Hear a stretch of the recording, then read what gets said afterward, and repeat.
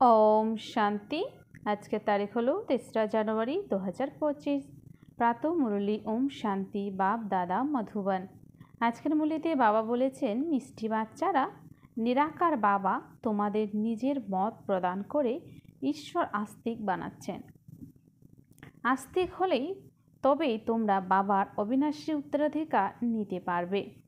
তো বাবা বলছেন যে নিরাকার বাবা তোমাদের নিজের মত প্রদান করে ঈশ্বর আস্তিক বানাচ্ছেন। আস্তিক হলে তবেই তোমরা বাবার অবিনাশী উত্তরাধিকার নিতে পারবে। প্রশ্ন, অসীম জগতের বেহুদের রাজত্ব প্রাপ্ত করতে কোন দুটি বিষয়ের উপরে সম্পূর্ণ মনোযোগ দেওয়া উচিত? উত্তর, 1 পড়াশোনা এবং 2 সার্ভিস। সার্ভিস করার জন্য লক্ষণও খুব ভালো থাকা প্রয়োজন। এই পড়াশোনা হলো অত্যন্ত ওয়ান্ডারফুল। এর দ্বারা তোমরা রাজত্ব প্রাপ্ত করতে পারো। দ্বাপর থেকে ধন দান করলে রাজত্ব প্রাপ্ত হয়, কিন্তু এখন তোমরা পড়াশোনা করে প্রিন্সেস হও। গীত বলেছেন, আমাদের তীর্থ হলো অনুপম, আমাদের তীর্থ হলো অনুপম। ওম শান্তি। মিষ্টি মিষ্টি আত্মারূপী বাচ্চারা গানের একটি লাইন শুনল, তোমাদের তীর্থ হলো ঘরে বসে চুপটি করে মুক্তিধামে পৌঁছানো। দুনিয়ার তীর্থ হলো কমন, তোমাদের হলো সম্পূর্ণ পৃথক, অনুপম। মানুষের বুদ্ধি যোগ তো সাধু সন্ন্যাসী ইত্যাদিদের দিকে থাকে। বাচ্চারা, তোমাদের তো কেবলমাত্র বাবাকে স্মরণ করার ডাইরেকশন প্রাপ্ত হয়। তিনি হলেন নিরাকার পিতা। এমন নয় যে নিরাকারকে যারা বিশ্বাস করে তারা নিরাকারই মতের হয়। দুনিয়ায় মতান্তর তো অনেক, তাই না? এই একমাত্র নিরাকারী মত নিরাকার বাবা দিয়ে থাকেন, যার দ্বারা মানুষ উঁচু থেকে উঁচু পথ, জীবন মুক্তি বা মুক্তি পেয়ে যায়। তারা এইসব কথা কিছুই জানে না, শুধু এমনই বলে দেয় নিরাকার মতে বিশ্বাসী। অনেক অনেক মত আছে। সত্যযুগে হয় একটি মত, কলিযুগে রয়েছে অনেক মত। এখানে হলো অনেক ধর্ম, তাই লক্ষ কোটি মত হবে। প্রতিটি ঘরে ঘরে প্রত্যেকের নিজস্ব মত। এখানে বাচ্চারা তোমাদের একমাত্র বাবা উঁচু থেকে উঁচু মত প্রদান করেন সর্বোচ্চ স্বরূপে পরিণত করতে। তোমাদের ছবি দেখে অনেকে বলে যে এটি কি বানিয়েছ? মুখ্য কথাটি কি বলো? এ হলো রচয়িতা রচনার আদি মধ্য অন্তের জ্ঞান, যে জ্ঞানের দ্বারা আমরা আস্তিক হই। আস্তিক হলে বাবার উত্তরাধিকার প্রাপ্ত হয়। আস্তিক হওয়ার ফলে উত্তরাধিকার হারিয়েছি। এখন বাচ্চারা, তোমাদের কর্তব্য কর্ম ধান্দা হলো নাস্তিককে আস্তিক বানানো। এই পরিচয় তোমরা বাবার কাছে প্রাপ্ত করেছ। ত্রিমূর্তির চিত্র তো খুবই ক্লিয়ার। ব্রহ্মার দ্বারা ব্রাহ্মণ তো অবশ্যই চাই, তাই না? ব্রাহ্মণদের দ্বারাই যজ্ঞ অনুষ্ঠিত হয়। এ হলো অনেক মহান বিশাল যজ্ঞ। সর্বপ্রথমে তো এই কথা বোঝাতে হয় যে উঁচু থেকে উঁচুতে হলেন বাবা। সকল আত্মারা হলো ভাই ভাই, সবাই এক পিতাকে স্মরণ করে তাকে বাবা বলে সম্বোধন করা হয়। স্বর্গের উত্তরাধিকারও রচয়িতা পিতার কাছে প্রাপ্ত হয়। রচনার কাছে প্রাপ্ত হওয়া সম্ভব নয়, তাই ঈশ্বরকে সবাই স্মরণ করে। এই বাবা হলেন স্বর্গের রচয়িতা এবং তিনি আসেন ভারতে, এসে এই কার্য করেন। ত্রিমূর্তির চিত্রটি খুবই ভালো। ইনি বাবা, উনি দাদা দাদু। ব্রহ্মার দ্বারা বাবা সূর্যবংশী কুলের স্থাপনা করেছেন। বাবা বলেন, আমাকে স্মরণ করো, তাহলে বিকর্ম বিনাশ হবে। মুখ্য উদ্দেশ্যটি সম্পূর্ণ আছে, তাই বাবা মেডেল তৈরি করেন। বলো, খুব কম শব্দে, মাত্র 2টি শব্দে তোমাদের বোঝাই। বাবার কাছে সেকেন্ডে স্বর্গের উত্তরাধিকার প্রাপ্ত হওয়া উচিত, তাই না? বাবা হলেন স্বর্গের রচয়িতা। এই মেডেলগুলি খুব ভালো জিনিস, কিন্তু অনেক দেহ অভিমানী বাচ্চারা বোঝে না। এনার মধ্যে সম্পূর্ণ জ্ঞান আছে। 1 সেকেন্ডের বাবা এসে ভারতকে স্বর্গে পরিণত করেন। নতুন দুনিয়া বাবা স্থাপন করেন। এই পুরুষোত্তম সঙ্গম যুগেরও গায়ন আছে। এই সম্পূর্ণ জ্ঞান বুদ্ধিতে থাকা উচিত। কারো যোগ আছে তো জ্ঞান নেই, ধারণা হয় না। সার্ভিসেবল বাচ্চাদের জ্ঞানের ধারণা ভালো রীতি হওয়াও সম্ভব। বাবা এসে মানুষের দেবতায় পরিণত করার সেবা করবেন এবং বাচ্চারা কোনো সেবা করবে না, তো কি কর্মে লাগবে? তারা হৃদয় সিংহাসনে বসবে কিভাবে? বাবা বলেন, ড্রামায় আমার পার্ট আছে। রাবণ রাজ্য থেকে সবাইকে মুক্ত করা। রাম রাজ্য এবং রাবণ রাজ্য ভারতেই গাওয়া হয়। এবারে রামকে সে কথাও জানে না। গায়ন করে পতিত পাবন ভক্তের ভগবান এক। অতএব কেউ ঢুকলেই প্রথমে বাবার পরিচয় দাও। মানুষ দেখে বোঝানো উচিত অসীম জগতের বাবা আসেন অসীম জগতের সুখের উত্তরাধিকার প্রদান করতে। তার নিজস্ব দেহ তো নেই, তাহলে স্বর্গের উত্তরাধিকার কিভাবে দেন? তিনি নিজেই বলেন, আমি এই ব্রহ্মা দেহের আধার নিয়ে পড়াই, রাজযোগ শিখিয়ে এই পথ প্রদান করি। এই মেডেল দ্বারা সেকেন্ডের জ্ঞান বোঝানো হয়। কত ছোট আকার এই মেডেলটির, কিন্তু যিনি বোঝাবেন তাকে দেহি অভিমানী হওয়া দরকার। সেই সংখ্যা খুব কম। এই পরিশ্রম কারো দ্বারা হয় না। তাই বাবা বলেন, চার্ট রেখে দেখো সারাদিন কতটুকু সময় স্মরণে থাকি। সারাদিন অফিসে কাজ করতে করতে স্মরণে থাকতে হবে। কাজ তো করতেই হবে। এখানে যোগে বসিয়ে বলা হয় বাবাকে স্মরণ করো, সেই সময় তো কোনো কর্ম করো না। তোমাদের তো কর্ম করাকালীন স্মরণ করতে হবে, তা না হলে বসার অভ্যাস হয়ে যায়। কর্ম করতে করতে স্মরণ করলে তবেই কর্মযোগী রূপে প্রমাণিত হবে। পাঠ তো অবশ্যই প্লে করতে হবে, এতেই মায়া বিঘ্ন সৃষ্টি করে। সৎভাবে কেউ চার্ট ও লেখে না। কেউ কেউ লেখে আধা ঘন্টা পৌনে ঘন্টা স্মরণ করেছি, তাও সকালে স্মরণে বসবে হয়তো। ভক্তি মার্গেও সকালে উঠে রাম নামের মালা জপ করতে বসে। এমন তো নয় সেই সময় একটি চিন্তনে থাকে না, অন্য অনেক সংকল্প আসতে থাকে। তীব্র ভক্তদের বুদ্ধি কিছুটা ধীর স্থির হয়ে যায়। এইটি তো হলো অজাপাজব, নতুন কথা, তাই না? গীতায় আছে মন মনাভব শব্দটি, কিন্তু কৃষ্ণের নাম দেওয়াতে কৃষ্ণকে স্মরণ করে কিছু বুঝতে পারে না। সাথে মেডেল নিশ্চয়ই রাখবে। বলো বাবা ব্রহ্মার দেহের আধার নিয়ে বোঝান। আমরা সেই বাবার সঙ্গে প্রীত করি।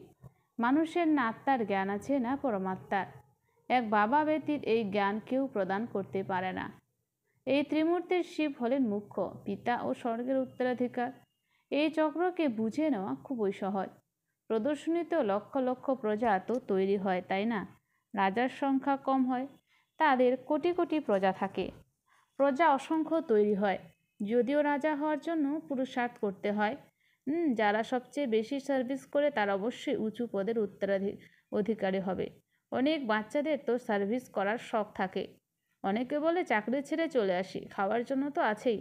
বাবার আপন হয়ে বাবার লালন পালনে থাকবো। কিন্তু বাবা বলেন, আমি বানপ্রস্থে প্রবেশ করেছি, তাই না? মাতাদের বয়স এখনও কম, তাই ঘরে থেকে দুই দিকে সার্ভিস করতে হবে। বাবা প্রত্যেকের পরিস্থিতি দেখে পরামর্শ দেন। বিবাহ ইত্যাদির জন্য যদি আজ্ঞা না দেন তো হাঙ্গামা হয়ে যাবে, তাই প্রত্যেকের হিসেব নিকেশ রেখে পরামর্শ দেন। বাবা পরামর্শ দেন, কুমার হলে বলা যায় সার্ভিস করো। সার্ভিস করে অসীম জগতের বেহদের পিতার কাছ থেকে স্বর্গের উত্তরাধিকার প্রাপ্ত করো।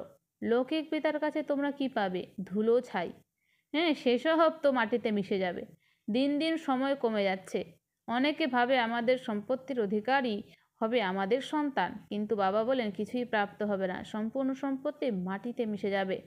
তারা ভাবে যারা পরে আসবে তারা খাবে। ধনীর ধন শেষ হতে সময় লাগে না। মৃত্যু তো সামনে দাঁড়িয়ে আছে। কেউ উত্তরাধিকার প্রাপ্ত করতে পারবে না। খুব কম জন আছে যারা পুরোপুরি বোঝাতে পারে। বেশি সার্ভিস করলে উঁচু পদের প্রাপ্তি হবে, অতএব তাদের সম্মান করা উচিত। তাদের কাছে শিখতে হয় 21 জন্মের জন্য সম্মান করতে হয়। অটোমেটিক তারা উঁচু পদ মর্যাদা প্রাপ্ত করবে। তো সম্মান তো যেখানে সেখানে করতেই হয়। নিজেরা বুঝতে পারে যা প্রাপ্তি সবই ভালো, তাতেই খুশি। অসীম জগতের রাজত্ব প্রাপ্তির জন্য পড়াশোনা ও সার্ভিস দুটিতেই পুরো মনোযোগ দেওয়া উচিত। এ হলো অসীম জগতের বেহুদের পড়াশোনা। এইরূপ রাজধানী স্থাপন হচ্ছে, তাই না? এই পড়াশোনা করে তোমরা প্রিন্স হও। কোনো মানুষ ধন দান করে রাজার কাছে বা ধনীর ঘরে জন্ম নেয়, কিন্তু সেসব তো হলো অল্পকালের সুখ। অতএব এই পড়াশোনায় বিশেষ মনোযোগ দেওয়া উচিত। সার্ভিস করার চিন্তাও থাকা উচিত। আমরা নিজের গ্রামে গিয়ে সার্ভিস করি, অনেকের কল্যাণ হয়ে যাবে। বাবা জানেন সার্ভিস করার শখ এখন কারো মধ্যে নেই। লক্ষণ তো ভালো থাকা যায়, এমন নয় যে ডিসসার্ভিস করে যজ্ঞের নাম বদনাম করে নিজেরও ক্ষতি করবে। বাবা তো প্রত্যেকটি কথার জন্য ভালোভাবে বোঝান। মেডেল ইত্যাদির জন্য কত চিন্তা থাকে। তখন বোঝা যায় ড্রামা অনুসারে দেরি হয়। এই লক্ষ্মীনারায়ণের ট্রান্সলাইট চিত্রটিও ফার্স্ট ক্লাস, কিন্তু বাচ্চাদের উপরে আজ বৃহস্পতির দশা তো কাল রাহুর দশা থাকে। ড্রামায় সাক্ষী হয়ে পাঠ দেখতে হয়। উঁচু পদের অধিকারী হওয়ার যোগ্যতা খুব কম জনের থাকে। এই গ্রহণ মিটে যেতে পারে, তবে জাম করা সম্ভব। পুরুষার্থ করে নিজের জীবন তৈরি করা উচিত, না হলে কল্পান্তরের জন্য সর্বনাশ হয়ে যাবে। বুঝবে কল্প পূর্বের মতন গ্রহণ লেগেছে, শ্রীমত অনুসারে না চললে পদও প্রাপ্ত হবে না। উঁচু থেকে উঁচু হলেও ভগবানের শ্রীমত। এই লক্ষ্মীনারায়ণের চিত্র তোমরা ছাড়া আর কেউ বুঝবে না। বলবে চিত্র তো খুব ভালো বানিয়েছ। এই চিত্র দেখলে তোমাদের মূল বতন, সূক্ষ্ম বতন, স্থূল বতন, সম্পূর্ণ সৃষ্টির চক্র বুদ্ধিতে এসে যাবে। তোমরা নলেজফুল হও নম্বর ক্রম অনুযায়ী, পুরুষার্থ অনুসারে। এইসব চিত্র দেখে বাবা খুব খুশি হন। স্টুডেন্টদের তো খুশি হওয়া উচিত, তাই না? আমরা পড়াশোনা করে এইরূপ হই। পড়াশোনার দ্বারাই উঁচু পদের প্রাপ্তি হয়, এমন নয় যে ভাগ্যে আছে। পুরুষার্থ দ্বারাই প্রারব্ধ প্রাপ্ত হয়। পুরুষার্থ করার এমন পিতাকে পেয়েছি, তার শ্রীমত অনুসারে না চললে দুর্গতি হবে। সর্বপ্রথম এই মেডেল নিয়ে বোঝাও, তারপরে যারা যোগ্য হবে তারা বলবে আমরা এই মেডেল পেতে পারি। হ্যাঁ, কেন নয়? যে এই ধর্মের হবে জ্ঞানের তীর লাগবে, তার কল্যাণ হওয়া সম্ভব। বাবা তো সেকেন্ডে হাতের মুঠোয় স্বর্গ প্রদান করেন, এতে খুশি হওয়া উচিত। তোমরা শিবের ভক্তদের এই জ্ঞান দাও, বলো শিব বাবা বলেন আমাকে স্মরণ করো, তো রাজার রাজা হয়ে যাবে। সারাদিন এই সার্ভিস করো। বিশেষ করে বেনারসের শিবের অনেক মন্দির আছে, সেখানে ভালো সার্ভিস হতে পারে। কাউকে তো পাবে, খুব সরল সার্ভিস কেউ করে দেখো। খাবার তো পাবেই, সার্ভিস করে দেখো। সেন্টার তো সেখানে আছেই, সকালে যাও মন্দিরে, রাতে ফিরে এসো। সেন্টার বানিয়ে দাও। সেন্টার বানিয়ে দাও। সবচেয়ে বেশি সার্ভিস তোমরা শিবের মন্দিরে করতে পারো।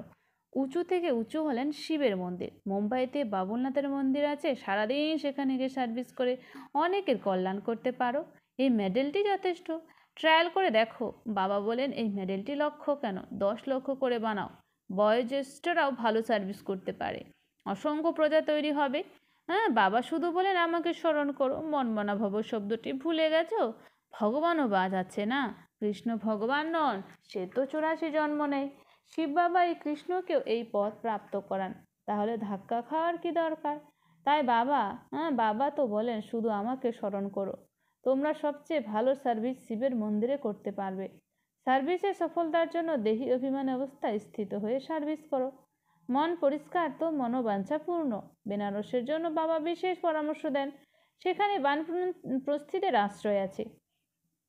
সেখানে বানপ্রস্থিদের আশ্রম আছে। বলো আমরা ব্রহ্মার সন্তান, ব্রাহ্মণ। বাবা ব্রহ্মার দ্বারা বলেন আমাকে স্মরণ করো তো বিকর্ম বিনাশ হবে। অন্য কোনো উপায় নেই। সকাল থেকে রাত পর্যন্ত শিবের মন্দিরে বসে সার্ভিস করো। ট্রাই করে অর্থাৎ চেষ্টা করে দেখো। শিব বাবা নিজে বলেন আমার অনেক মন্দির আছে, আমাদের কেউ কিছু বলবে না, বরং আরও খুশি হবে। ইনি তো শিব বাবার মহিমা বর্ণনা করেন। বলো এই ব্রহ্মা, ইনি হলেন ব্রাহ্মণ, কোনো দেবতা নন।